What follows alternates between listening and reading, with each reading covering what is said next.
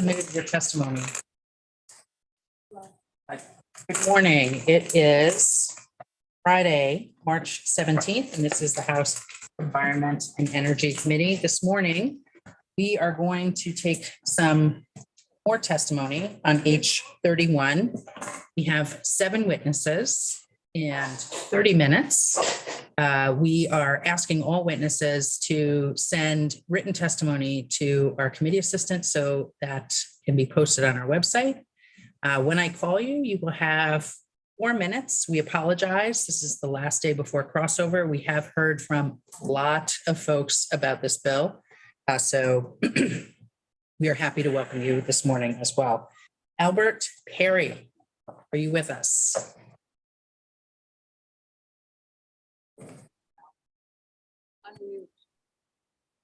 Good morning, Albert. I am here, Madam Chairman. May I begin? May? Thank you very much, Chairman Sheldon and committee.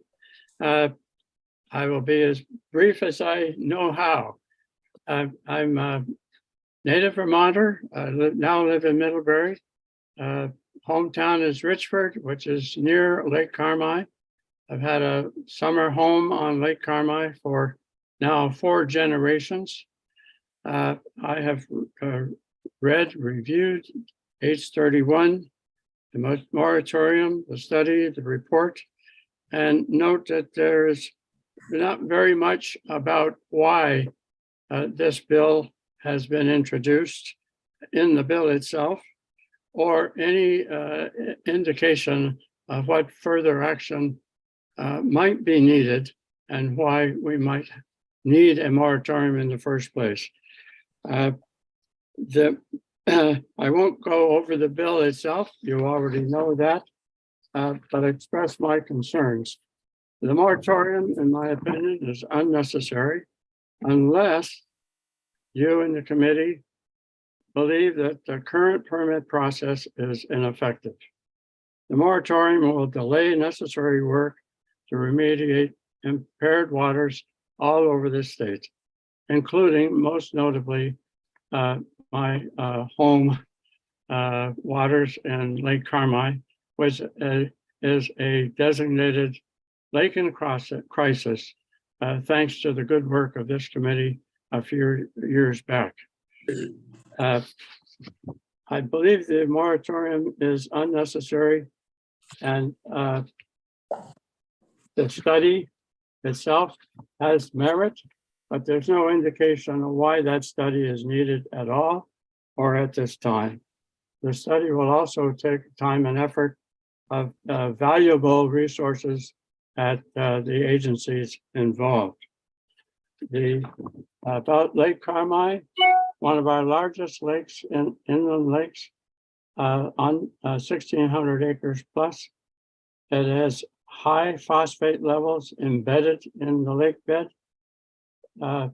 In recent years, thanks to the legislative action and the designation as an impaired lake and a lake in crisis, we've had coming together the state authorities, agencies, agriculture, DEC, and others, along with the town government, our Lake Carmi Franklin Watershed Committee, and it's a team effort, and it's beginning to have good results.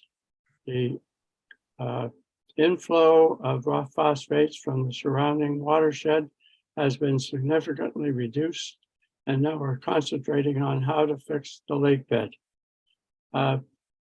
Implementation of this bill with the moratorium would be adverse to the progress of Lake Carmi and other impaired lakes, in my personal opinion.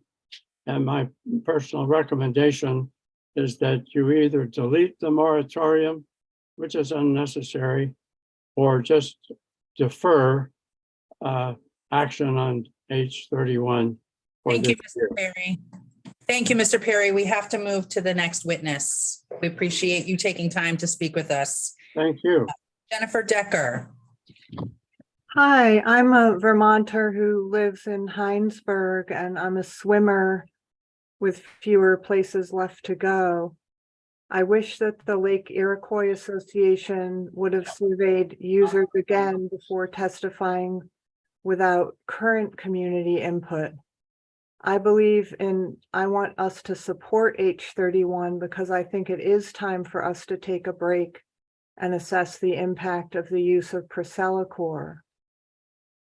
I heard yesterday that not enough animals have been tested. I believe that amphibians, reptiles, birds, and bats, they all need to be tested. We need to use the precautionary principle, or maybe one day there will be no more left to test. Please consider the endangered spotted salamander that lives in Lake Iroquois. The chemical toluene, which is in the formulation, is a hormone disruptor.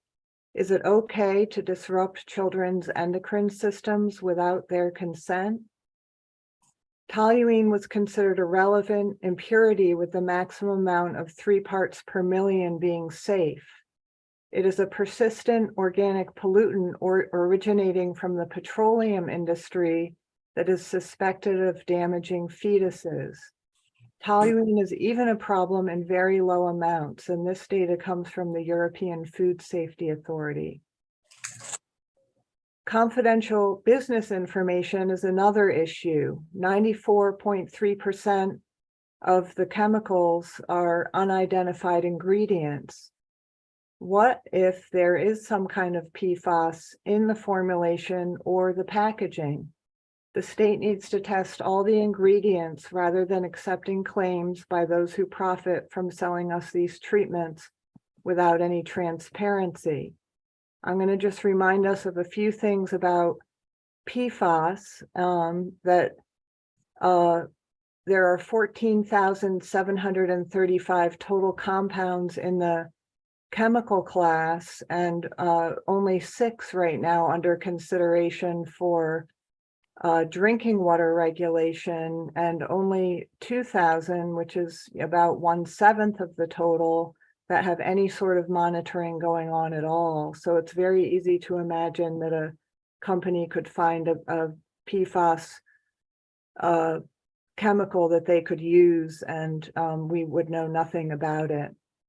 So under these circumstances, I believe that calling a halt to the use of these chemicals on milfoil is the least we can do. I heard Jan Jones from Hubbardton testifying yesterday, and I found it very moving, her talking about the sense of wonder in the children that she was teaching. And I thought, it was not entirely accurate to say that, only, somebody else yesterday said only drunk kids showed up to be on the diving teams. And I think if we as a state invest and create jobs for the environment, it's a far better use of the funds that we're spending on Procellacor and other similar treatments, and a better insurance policy for a healthy future. At this point, I'd like to concede the rest of my time to Sylvia Knight. Thank you, Jennifer. Thank you very Next much. up, we will hear from Sylvia Knight.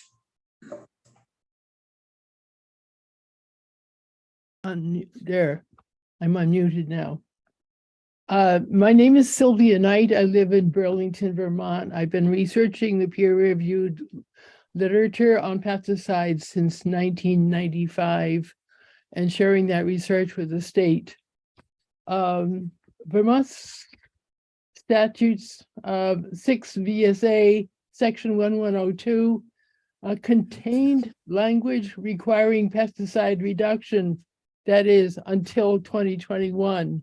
It was based on Act 273 of the 1969 adjourned session and Act 141 of 2000, and called for establishing benchmarks for increasing areas managed by alternative non-toxic means and decreasing areas managed with toxins. The state of Vermont never established any benchmarks for the reduction of pesticides. The law was repealed in 2021. That was a dangerous move. The lack of law on pesticide reduction must be on the agenda of any study committee established by H31. As a member of the Vermont Pesticides and Poisons Action Network, we support a moratorium and see it as absolutely necessary to deeply examine the practice of applying toxins directly to water without accountability to future generations and other species. The precautionary principle is essential here. We do not know enough about Persilcor's unidentified ingredients. And I would ask the committee to please urge the Department of Health to test Persilcor for as many PFAS as possible in a certified lab. We know, I will go on to, I have sent an addendum about toluene for your information. I won't take time to review that now. I want to cover this issue. We do know that Persilcor targets, mimics, and interrupts plant hormones called auxins. We know that auxins are present in animals and humans, especially in the gut biome. These microbia function similarly to plants. When the gut biome is damaged by toxins, our health is degraded. The microbiome operates as a major endocrine system in our bodies to regulate metabolism and neural activity. Scientists are studying the effects of pesticides on the gut microbiome, which exists in animals as well as people, and the resulting harm to humans and animals.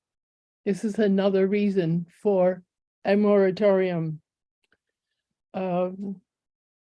So thank you for your time. I appreciate being included in this hearing.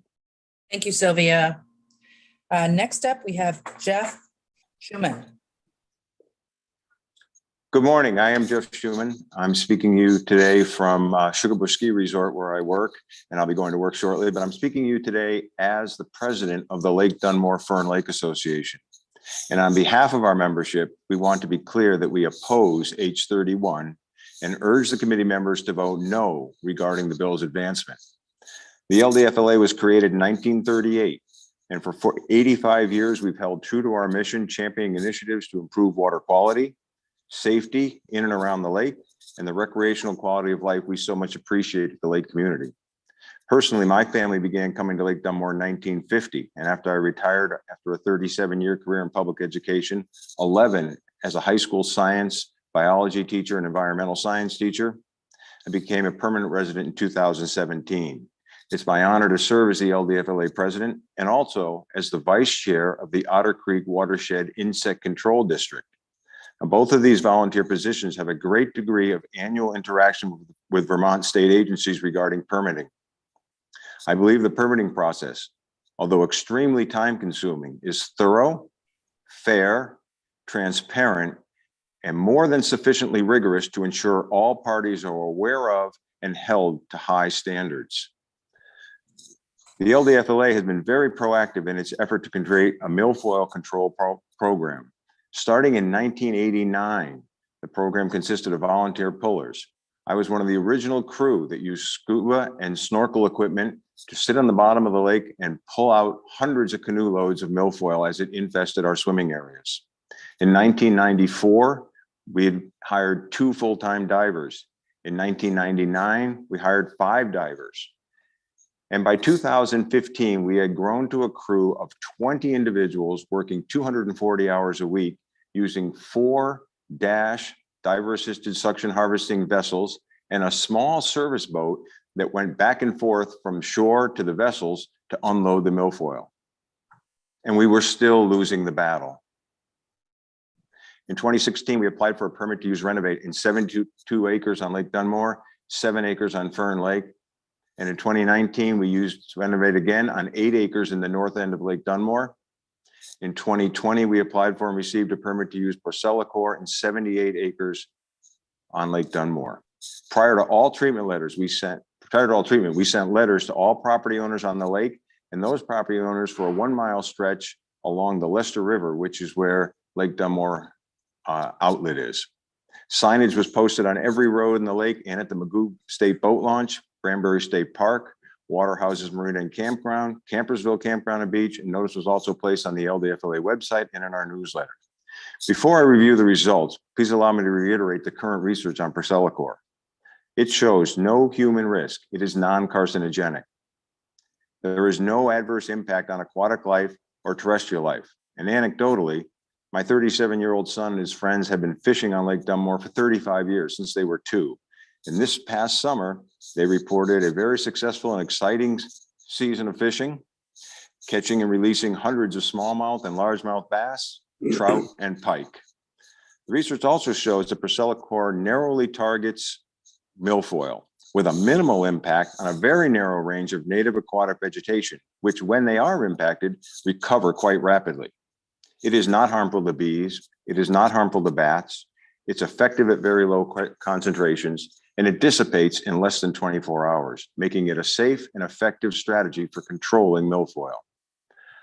Our data shows that the overall annual bushels of milfoil harvested has been reduced and drastically reduced using Porcelacore.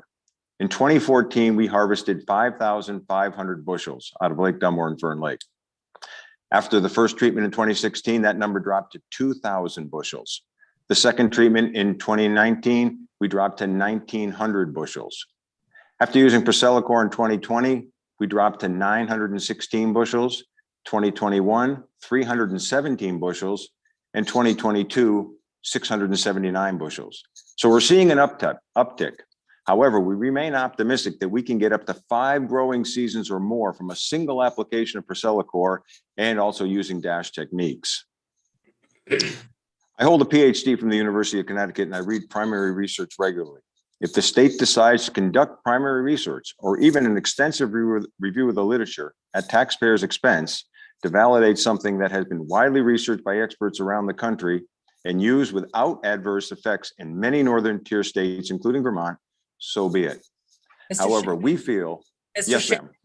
I'm sorry, your time is up, and we would be happy to have your testimony emailed and posted up on our website for if you have additional testimony. Thank you, Madam Chairman. And I have emailed it to Catherine, so she has it. Thank you very much. Peter Berger. Good morning. Good morning. My name is Peter Berger, and I'm a select board member from the town of Fairleigh. I've come to this committee meeting to testify as a representative for the town and the Lake Morey community about our concerns on H31, a bill presented by Representative Seth Bongartz that will, if passed, place a year-long moratorium on the issuance of pesticide and herbicide aquatic nuisance control. These chemicals include herbicides approved by the Vermont Department of Health used to control aquatic invasive species such as Eurasian milfoil, and alum used to strip soluble phosphorus from the lake water to reduce hazardous algae blooms or cyanobacteria. My hope in being here today is to provide some local background on the impact such a moratorium would have on Lake Morey, but also on all of Vermont's waters. I would also hope it will allow the committee to reflect on Representative Bongart's desire to take a local issue from his district and impose that across all state waters. If passed, there will be an economic implications on Vermont's tourism and recreation economies. Additionally, as I've heard from local property owners on the matter of not addressing invasives, there is a potential this moratorium will impact Vermont Tax Department's equalization values through the CLA of recreation property values. Over the past 37 years, Lake Morey, in partnership with Vermont's DEC, has spent millions of dollars in treatments for aquatic nuisance control. On a yearly basis, the town works with DEC to meet their stringent permit requirement for any application of these herbicides to the lake. In that period, we have experienced no appreciable non-target impacts on the lake.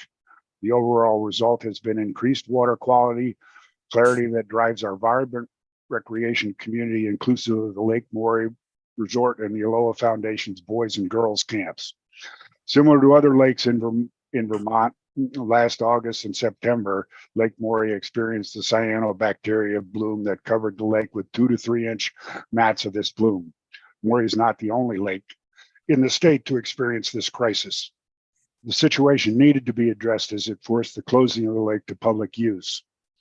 Working closely with Oliver Pearson, DEC Lakes and Ponds to monitor the situation, we agreed on a path to remediation that was inclusive of a local funded feasibility study in November, a report that determined the previous alum treatment from 1986 was past its efficacy limit and was not effectively inactivating phosphorus on the lake bottom.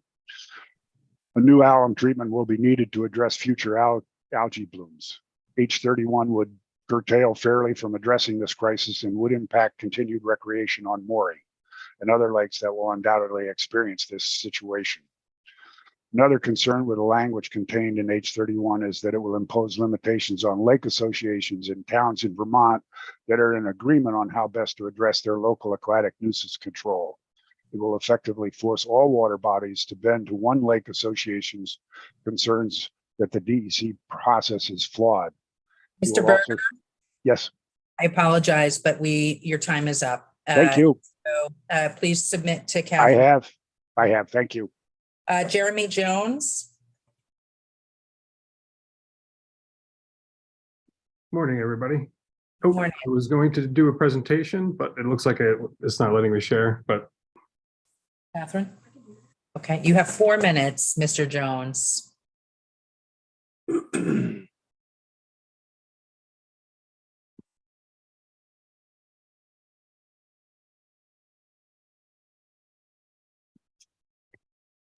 everybody see that?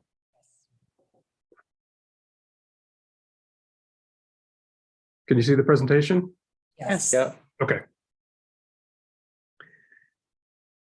So hello, everybody. My name is Jeremy Jones, and I'm here today representing the Lake St. Catherine Association. My family has been on the lake since the mid-50s, and I currently live on the lake. We'd like to thank the committee today for the opportunity to speak to you. Because of the limited time, I'm going to skip through some of my presentation slides, but I hope the committee will be able to take a look at our full presentation.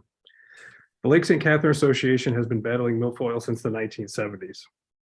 Our milfoil control program has 5 components, with the 6th that we are working on this season. We have a Stop the Spread education and outreach program. We organize volunteers to clean up floating milfoil.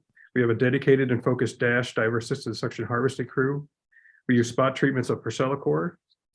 Our water quality improvement projects all help to limit phosphorus and other nutrients from entering the lake, which can contribute to excessive plant growth.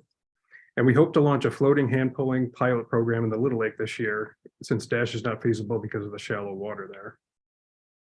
We are currently at the lowest percentage of milfoil covered frequency of occurrence since the mid-2000s.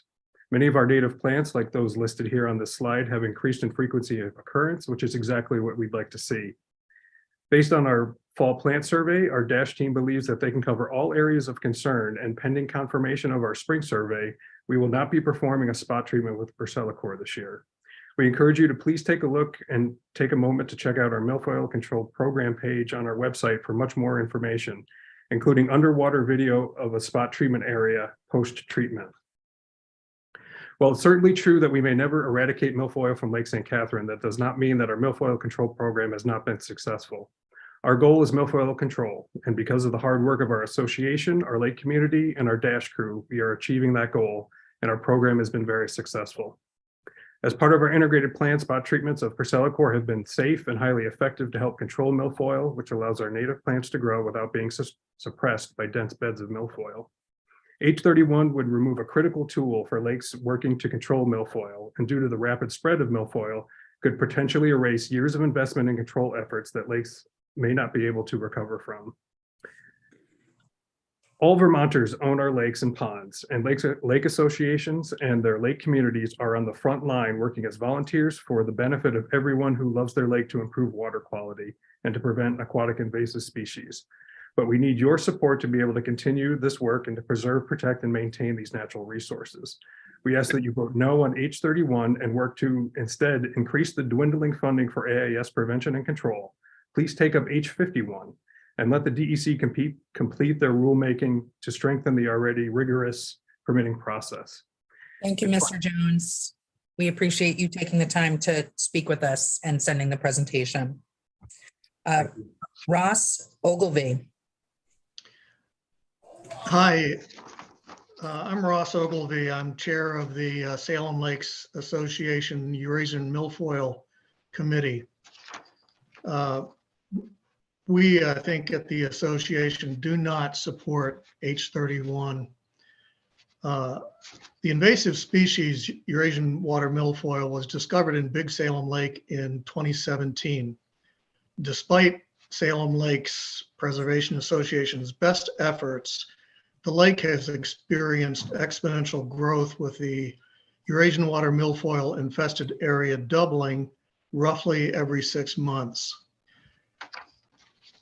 Salem Lakes Preservation Association has employed mitigation methods, including hand harvesting, bottom barriers, diver-assisted suction harvesting, totaling roughly $6,000 in 2018. And last year, we spent $32,000. The Eurasian Milfoil Committee was formed in 2021 to study and recommend mitigation strategies to the SLPA board. Some of what the EMC has learned during this period is as follows. And by the way, details can be found of this in our long-term EWM mitigation plan on our Salem Lakes Preservation Association website. EWM in Big Salem cannot be controlled with our previous methods of hand harvesting, bottom barriers, and diver-assisted harvesting. Using previous control methods, Salem Lakes cannot afford to control this EWM exponential growth beyond this year. After more than a year of study, EMC has come to the conclusion that Percelicor EC is safe and cost-effective. EWM has proven to be especially susceptible to Percelicor EC, allowing for low application rates of 5.79 parts per billion, 12% of the EPA allowable dose, and with a brief presence within the water, with a reported photolytic half-life of 1.68 hours. This safe and effectiveness has been noted by other lakes association, including Lake Iroquois, with a treatment in 2021. From SLPA experience contracts, the cost of Percelicor treatment in cost per acre per year is roughly 1/5 the cost of DASH, 1/10 the cost of hand pulling, and 1/13 the cost of bottom barriers. SLPA cannot afford another year of mitigation using only hand harvesting, bottom barriers, and diver-assisted suction harvesting, with the compounding costs as EWM continues its exponential growth. SLPA does have the support of the Derby Select Board, including significant funds towards the application of Percelicor in 2023. The SLP Percelicor EC application has been received by the Vermont Department of Environmental Conservation on March 9th, 2023. And again, SLPA does not support a moratorium to apply Percelicor, as it will cause unaffordable delays in our plans to mitigate EWM from Big Salem Lake. Thank you, Mr. Ogilvy, and thank you for rearranging your schedule to join us this morning. We appreciate all of you taking the time to come in and talk with us. We have heard from many Vermonters on this issue, and we will come back to it this afternoon after the floor. Thank you. Committee, we will be back. We are scheduled to come back at 1. If for some reason the floor is really short and there's time before lunch, probably check in with Representative Bongartz and I on whether or not we'll come back earlier. And with that, we will Thank you, go Ross. off. Thank you.